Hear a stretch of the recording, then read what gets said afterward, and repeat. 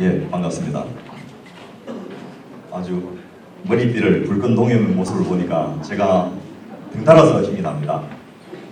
저는 오늘 취지문도 말씀드리지만은 왜 여러분들이 이 복지국가 의병운동을 하셔야 되는지에 대해서 말씀을 드리려고 합니다. 저는 현직 의사이고 또 전문의이기도 한데 지금 병원을 하지 않고 이런 복지국가 관련된 연구 활동을 하고 있습니다. 복지국가 소사이티라는 싱크탱크를 만들어서 우리나라에서 보편적 복지국가를 처음으로 제기했던 바로 당사자 중에 하나입니다. 5년 전에만 해도 아무도 없었는데 지금은 민주통합당이 복지국가를 당헌 2조에 받았고요.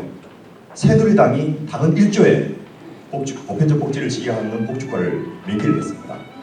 그런데 여러분 살림살이가 별로 아직 달라지지 않았죠? 왜 그렇습니까? 다들 말만 하시거든요. 말만 하고 실행을 안 하시는 거예요. 그래서 우리가 더 이상 참을 수 없다, 더 이상 기다릴 수 없다, 이제 우리가 직접 나서야 되겠다 라는 것이 아마 여러분이 이 자리까지 오게 된 이유가 되었고 머리띠를 질끈 통일하게 된 계기가 되지 않나 싶습니다. 우리 황인보 구청장님도 말씀하셨고 또 보건복지 상임위원장님도 말씀하셨지만은 임진왜란 때도 의병들이 결국 도망간 이건희를 대신해서 나라를 구하기 위해서 일어났고 그것이 결국 전세를 바꾼 때 큰 기여를 하지 않았습니까? 구한말에만 해도 일제의 침략에 맞서서 전국 곳곳에서 의병운동이 일어났고 바로 이 광주, 전라도 쪽에서 가장 활발했던 곳 중에 하나로 여러분 잘 알고 계실 겁니다. 오늘날 2012년도에 과연 의병운동은 무엇이 되어야 될 것인지 저는 황인보 구청장님께서 말씀하시던 바로 노인 자살률, 여기서 우리가 좀 관심을 가져야 될 필요가 있다고 봅니다. 저는 의사이기 때문에 자살에 대해서도 공부를 많이 했는데요. 정신과 전문의는 아닙니다만은 해마다 15,000명이 돌아가시고 계신데 그것도 자살로 노인 자살도 세계 1등, 청소년 자살도 세계 1등입니다. 근데 자살이라는 것이 죽고 싶다고 다 죽는 것이 아니고 여러 번 시도를 하다가 자살 성공률이 29명 중에 1명입니다. 하루에 42명 돌아가시는데요. 매일 지금 이 순간도 전국 곳곳에서 여러분이 돌아오고 계신데 빚에 쪼들려서 먹고 살 수가 없어서 너무너무 힘들어서 사채 때문에 연탄 불 피우고 아파트에서 뛰어내리고 애들 같이 안고 불 피우고 이런 식으로 돌아가고 계신데 그것이 연간 15,000명입니다. 그런데 29명이 시도해가지고 1명이 성공한다고 하면 그 30배인 45만 명이 매년 자살을 시도하고 있다는 것을 우리가 알아야 됩니다. 대한민국이 언제부터 그렇게 살아가기 어려운 나라가 됐습니까? 저희는 이제 대한민국에서 의병운동을 해야 될 것은 바로 보편적 복지를 직접 우리가 체감할 수 있도록 해주는 의병운동을 해야 된다고 생각합니다. 이 자리에 어린이집 연합회 쪽에서 오셨습니다. 여러분 광주에서 2002년 대통령 경선을 할 때 역전을 만들어줬지 않습니까? 노무현 대통령이 그렇게 해서 청와대에 입성을 했습니다. 저보고 당신은 어떻게 할래? 물어보시길래 제가 따라 들어가서 일을 좀 하겠습니다. 아까 상임위원장님 말씀하셨듯이 여러분 놓으십시오. 키우기는 제가 하겠습니다. 이 슬로건을 만들었던 당사자입니다. 제가. 그런데 대통령 집권 1년이 다 돼가는데 아무도 못하고 계신 거예요.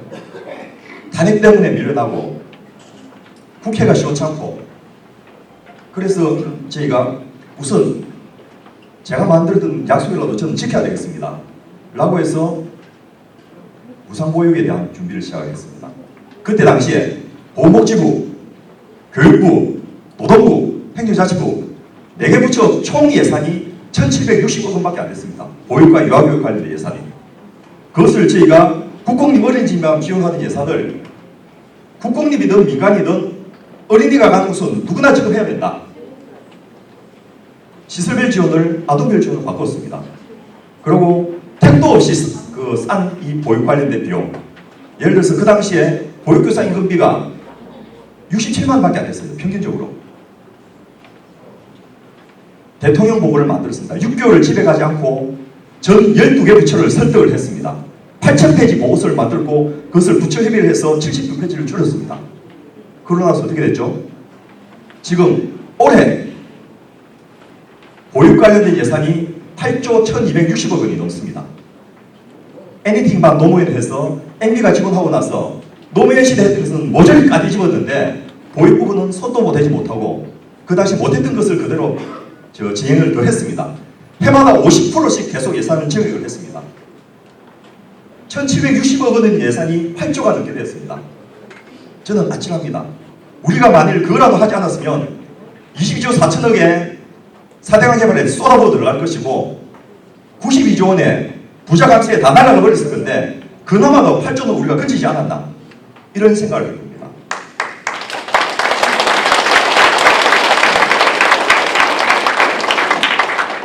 그런데 보육만 조금 바뀌었다고 세상이 달라집니까? 보육만 했을 때 아니고 싸그리 전부 다 바꿔야 되겠다. 대한민국 시스템을 바꿔야 되겠다. 사람이 좀 살 수 있도록 해야 되겠다 라는 생각에서 저희 같은 사람들이 복지국가 소사이티를 만들었습니다. 케임브리지 대학에 있는 자은윤 교수가 복지국가 소사이티의 정책위원입니다.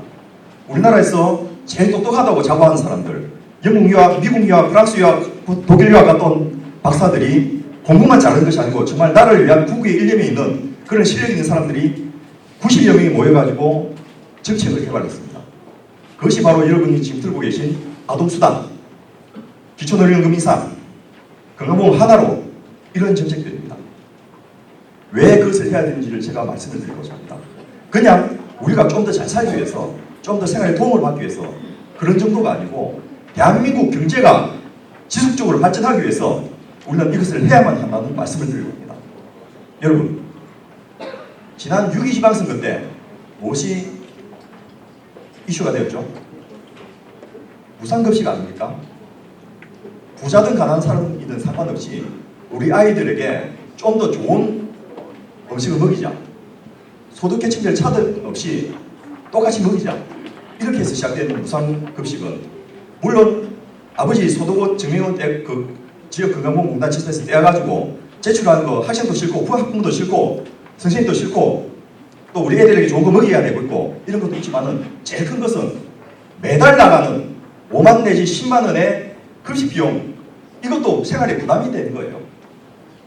그래서 무상급식이 6.2 지방선거에 이슈가 되었고 6.2 지방선거에서 진보 세력이 승리하고 나서 전국적으로 무상급식이 시행됐습니다. 2조 원 가까운 돈이 이제 무상급식에 추가로 투입되고 있습니다.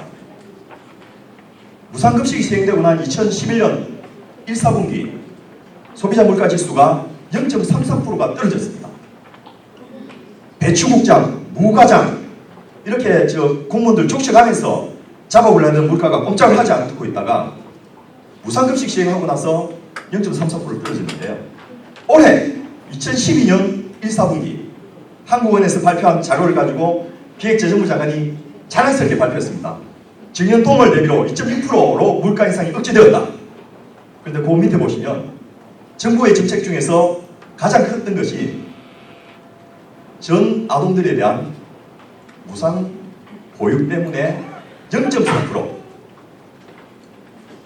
그리고 추가로 5학년 6학년까지 무상급식을 확대해서 또 0.03% 합쳐서 0.48%가 떨어졌다는 겁니다. 소비자 물가지수 0.5%는 어마어마한 겁니다. 바로 보편적 복지의 혜택을 여러분 이미 보기 시작하셨습니다. 아까도 말씀하셨지만은 대한민국이 세계에서 가장 낮은 저출산의 국가입니다.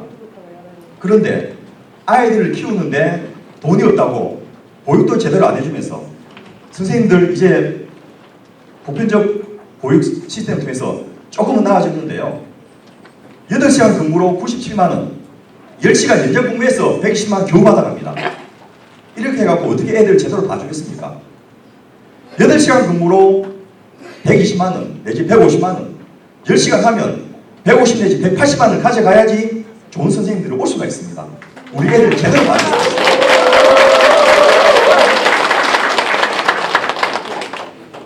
어린이집에 대해서 지원하는 것이 아니고 그것이 바로 우리 아이들에 대한 지원이 되기 때문입니다. 대한민국이 이렇게 저출산 때문에 문제라고 말을 하는데 당장 2012년 올해부터 실질적인 경제활동 인구는 줄어들기 시작했습니다. 일할 사람이 없어요. 그런데 우리나라 여성들은 50%밖에 일을 못하고 있습니다. 왜 그렇죠? 애 키워줄 사람이 없는 거예요. 애 맡기고 가려니까 믿을 수가 없는 거예요. 보육에 대해서 6,200억이 없어서 올해 연말에 무슨 보육을 못한다. 이 따위 소리가 어떻게 감히 입에서 나옵니까? 그러면서 올 1월 2일 날 대통령 신년 연두교수 연설에서는 어린이는 나라의 보배니까 뭐 전면적으로 무상해야 됩니다. 떠들고 성갑 뜨고 다 써먹지 않습니까? 이런 식으로 해서는 안 됩니다. 저희는 보편적인 무상보육, 제대로 표준 보육 비용을 올려주는 그런 것에 더해가지고 이제는 아동수당을 요구하자고 합니다. 대한민국에 태어나는 그 이유 하나만으로 모든 아동들에게 1인당 월 10만씩 주자는 겁니다.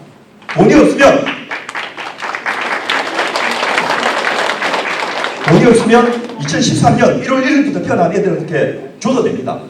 2014년에 2세까지 주고 2015년에 3세까지 주고 단계적으로 늘어가도 됩니다. 하지만 애를 놓고 키우는데 한국보험사회연구원의 연구조사에 따르면 한 명당 6억 7천만 원 듭니다. 그렇게 돈이 더 드는데 애를 더 낳으라고 국가가 아무리 이야기해도 그것이 먹히겠습니까? 그래서 다는 주지 못한다 하더라도 적어도 기저귀값, 분유값 한 돈 10만 원이라도 보태주자는 겁니다. 뭐 아버지가 그거 받아가지고 소주 사 먹으면 어떻게? 라고 하는 분도 계시지만은 설령 소주를 사 드시면 어떻습니까? 가구당 1년에 120만 원 주면 내수가 살아납니다. 재래시장이 살아날 수 있습니다. 이마트, 대형 할인마트 주말에 영업 못하게 하는 규제 그나마도 지금 또 엎어져 버리지 않습니까? 그런데 아무리 주말에 영업을 못하게 한들 한 달에 한 번 내지 두 번인데 그거로 재래시장이 살아나겠습니까? 동네 부모가게가 살아나겠습니까?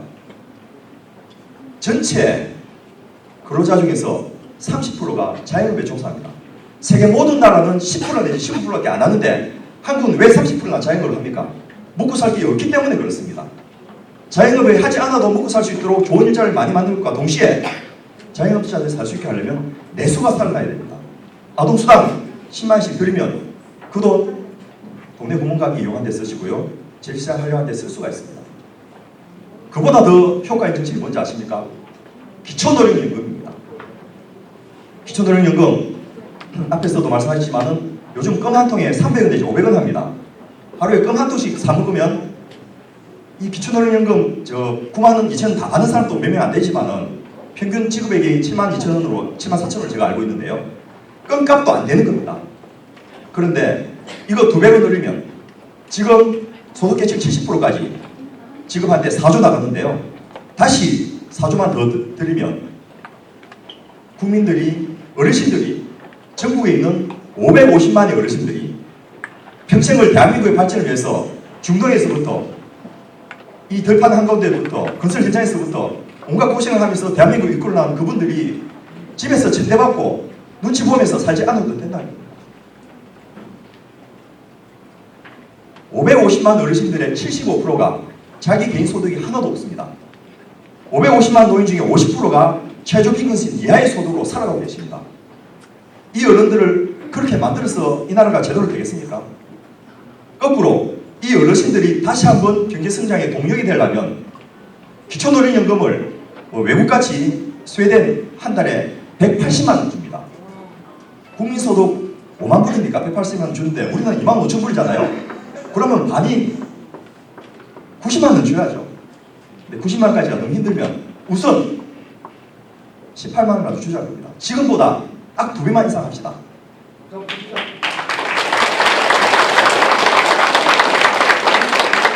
어르신들이 18만 받으면 어디 가겠습니까? 제일 먼저 손주한테 용돈 주겠죠. 손주들 그 용돈 갖고 어디에 쓰겠습니까? 동네 공무가게 이용하는 겁니다. 어르신들 큰 소리를 치면서 자기 손주도 봐주고 옆집 손주한테도 용돈 줄 수 있고 그 다음에 모여가지고 막걸리라도 한잔 할 수 있지 않겠습니까? 어르신들이 그 돈 가지고 뭐 이마트 이런 데 가겠습니까? 동네 양동시장에 가겠죠. 내수가 살아납니다. 이제는 550만의 어르신들에게 돈을 들여서 이 돈으로 내수를 살리는데 기여하도록 하자는 것이 바로 기초노령연금 인상 정책의 목적입니다.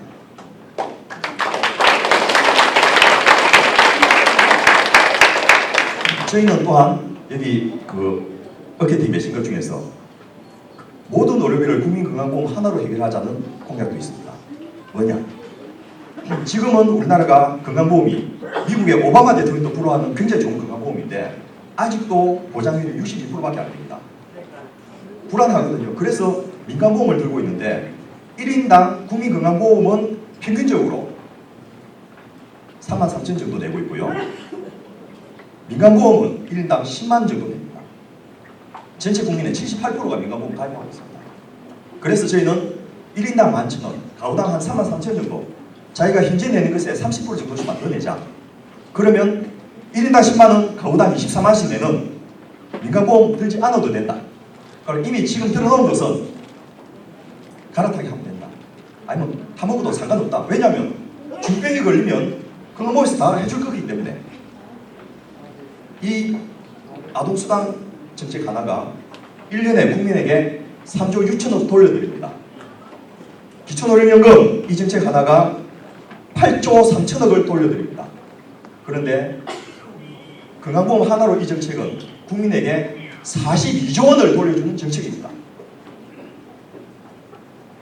그래서 매달 국민들이 지출되는, 고정적으로 지출해야 되는 애 키우는 비용, 보육 비용, 의료 비용, 민간보험 비용, 이런 것을 절약할 수 있도록 해주라는 것입니다.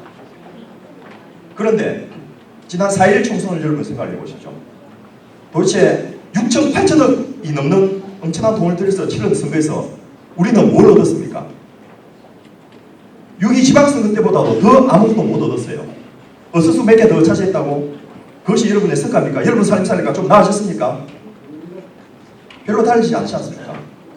올해 12월 달에 대통령 선거에서 민주당 전국 순회 경선 다시 광주에 오겠죠. 이 자리에서 여러분이 바로 서명하신 그 종이에 서명을 받으십시오. 대권 후보들한테 당신 여기 서명해라고, 우리 복지국가 어병운동에 서명해라고 서명을 받아서 그걸 크게 붙여놓으십시오. 그리고 그것을 언론에다가 사진 찍어서 보도를 하십시오. 누구도 했고 누구도 했고 누구도 했다. 모든 대권 후보들이 다 서명했다고 그렇게 홍보를 하십시오. 저 새누리당의 박근혜 대표님이 아마 당선이 될 것이 확실하죠. 그분도 불러서 우리 김대중 컨벤션 센터에다가 장선 그것에다 모셔가지고 여러분이 또 서명을 해달라고 하십시다. 머리띠 메고 앞에 가서 서명을 받읍시다. 그래서 누가 당선되든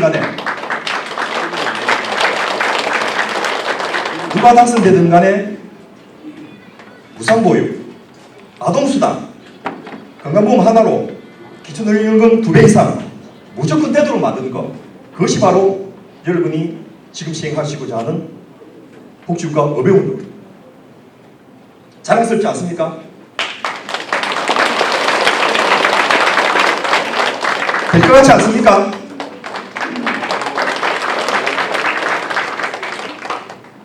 이것은 무조건 되는 정책입니다. 무조건 되는 정책입니다. 여러분은 이미 이겨놓고 시작을 하고 계신 거예요. 그래서 자신있게 여러분이 주위에다가 다니면서 서명을 받으십시오. 자신있게 요구를 하십시오. 여러분이 이것을 안 하시면 4.1 총선과 똑같은 사태가 벌어집니다.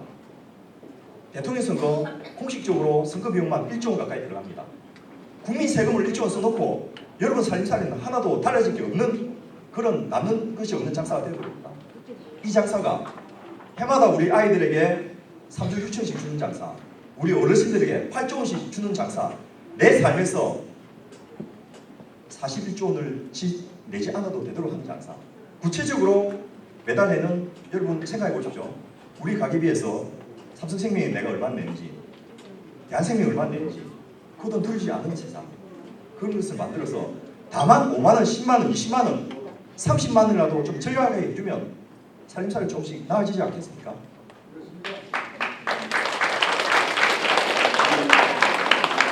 복지국가 어병운동, 오늘 이 자리가 전국에서 처음으로 시작한 자리입니다. 여러분이 머리에 매신 머리띠, 어깨에 두른 어깨띠, 여러분이 드신 피켓, 이것이 앞으로 확대 재생산되어 나갈 것입니다. 전국 곳곳에서 퍼져나갈 것입니다.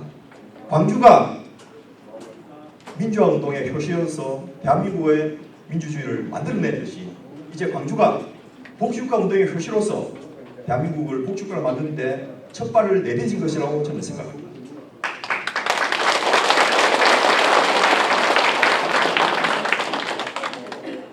여러분 자신이 바로 희망입니다.